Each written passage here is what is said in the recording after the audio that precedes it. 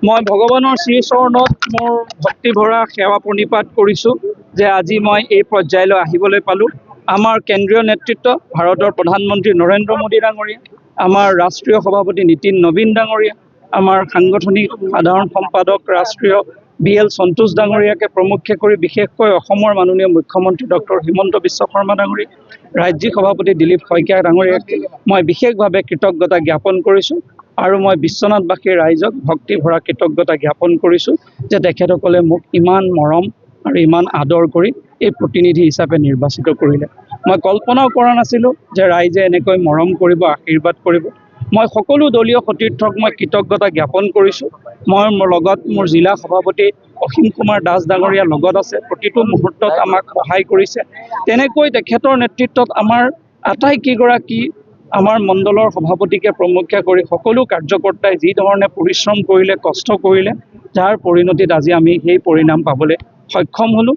বিশ্বনাথবাসী ৰাইজৰ এই অভূতপূৰ্ব মৰম আৰু আশীৰ্বাদৰ বাবে মোৰ আজিৰ দিনত আচলতে শব্দ নাই, মই কেনেকৈ কৃতজ্ঞতা জ্ঞাপন কৰিম। কিন্তু তেখেতসকলৰ এই মৰম আৰু এই আদৰ আৰু এই আশীৰ্বাদ সদায় জীৱনত মনত ৰাখিম আৰু সদায় এগৰাকী পুত্ৰ আৰু ভাতৃৰ দৰে বিশ্বনাথবাসী ৰাইজক সদায় সেৱা কৰি যাবলৈ চেষ্টা কৰিম আৰু চেষ্টা কৰিম আমাৰ মাননীয় মুখ্যমন্ত্ৰীগৰাকীয়ে যেনেকৈ অসমৰ ৰাইজৰ উন্নয়নৰ বাবে যি ধৰণে তেওঁ কাম কৰিব বিচাৰিছে, তেওঁ কামখিনিক যাতে মই বাস্তৱত ৰূপায়ণ কৰিব পাৰোঁ তাৰ কাৰণে চেষ্টা কৰিম। দলীয় সতীৰ্থ আটাইকেইগৰাকীলৈ মই অন্তৰৰ পৰা কৃতজ্ঞতা জ্ঞাপন কৰিছোঁ। প্ৰত্যেকগৰাকী শুভাকাংক্ষীলৈ মই অন্তৰৰ পৰা ভক্তিৰে মই কৃতজ্ঞতা জ্ঞাপন কৰিছোঁ তেখেতসকলৰ মৰমৰ বাবে। আপোনালোককো মই ধন্যবাদ, কৃতজ্ঞতা জ্ঞাপন কৰিছোঁ। বিভিন্ন সময়ত আপোনালোকে আমাক বহুত আশীৰ্বাদ কৰিছে। তো আজিৰ দিনটো কেৱল মাত্ৰ মই কৃতজ্ঞতা জনোৱাৰ দিন।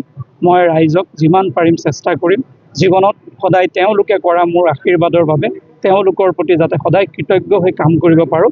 আপোনালোকে সকলোৱে যেন আশীৰ্বাদ কৰে সেয়ে কামনা কৰিছোঁ। ২৬,০০০ৰো অধিক ভোটত জয়লাভ হৈছে, বিশ্বনাথত এটা ৰেকৰ্ড। চাওক, বিশ্বনাথবাসী ৰাইজৰ এই মৰম, ইমান আন্তৰিকতাৰে বিশ্বনাথবাসী ৰাইজে আমাক আশীৰ্বাদ কৰা, ইয়াত কেনেকৈ ক'ম। ইমান বিশ্বাসত গ্ৰহণ কৰিছে ভাৰতীয় জনতা পাৰ্টীক। ভাৰতীয় জনতা পাৰ্টীৰ প্ৰতিগৰাকী কাৰ্যকৰ্তাই ইমান কষ্ট পৰিশ্ৰম কৰিছে আৰু ৰাইজে আমাৰ ওপৰত বিশ্বাসত লৈছে যে আমি কিবা কৰিম, অসমীয়া ৰাইজক সুৰক্ষা প্ৰদান কৰিম, বিশ্বনাথৰ সৰ্বাংগীন উন্নয়ন কৰিম, হিমন্ত বিশ্ব শৰ্মাৰ নেতৃত্বত চৰকাৰে ৰাইজৰ পৰিৱৰ্তন কৰিব। সেই মানুহে বিশ্বাসত লৈছে আৰু সেই আস্থাৰ বিশ্বাসেৰে আজি ফলাফল সমগ্ৰ অসমত কি পৰিৱেশ আপোনালোকে দেখিছে। মাননীয় মুখ্যমন্ত্ৰীক দ্বিতীয়বাৰ মুখ্যমন্ত্ৰী হোৱাৰ বাবে ৰাইজে যি আশীৰ্বাদ কৰিছে অভূতপূৰ্ব। ইয়াক আমি শব্দৰে কৃতজ্ঞতা জ্ঞাপন কৰিব নোৱাৰোঁ। অনাগত দিনত আমাৰ দায়িত্ব বাঢ়িল। আমি অসমীয়া ৰাইজক সেৱা কৰিব লাগিব, বৃহত্তৰ অসমীয়া জাতিসত্তাক শক্তিশালী কৰিব লাগিব আৰু বিশ্বনাথবাসীত ইয়াত থকা সকলো জাতি জনগোষ্ঠীৰ সমন্বয়েৰে আমি বিশ্বনাথক আগবঢ়াই লৈ যাব বিচাৰোঁ। কংগ্ৰেছে নিকৃষ্ট ৰাজনীতি কৰিলে, জাতিৰ নামত, ধৰ্মৰ নামত তেওঁলোকে ৰাজনীতি কৰিলে, কিন্তু বিশ্বনাথবাসী ৰাইজে ইয়াৰ যোগ্য প্ৰত্যুত্তৰ দিলে আৰু এই প্ৰত্যুত্তৰে নিশ্চয় কংগ্ৰেছে বুজি পাইছে যে কংগ্ৰেছৰ আজিৰ দিনত স্থিতি ক'ত। এইকাৰণে অনাগত দিনত কেনেকৈ বিশ্বনাথত কংগ্ৰেছ নাইকিয়া কৰিব পাৰি তাৰ কাৰণে সদায় চেষ্টা কৰি যাম আৰু আপোনালোকে ইয়াত প্ৰত্যক্ষ কৰিব কেনেকৈ আমি কংগ্ৰেছৰ তেওঁলোকৰ যিটো দৰ্শন, তেওঁলোকৰ যিটো চিন্তা, সেই চিন্তাৰ বিৰুদ্ধে আমাৰ প্ৰতিবাদ থাকিব, সংগ্ৰাম থাকিব আৰু তাতে আমি সমন্বয়েৰে বিশ্বনাথবাসী ৰাইজৰ সৰ্বাংগীন বিকাশৰ বাবে আমি সকলোৱে মিলি কাম কৰিম।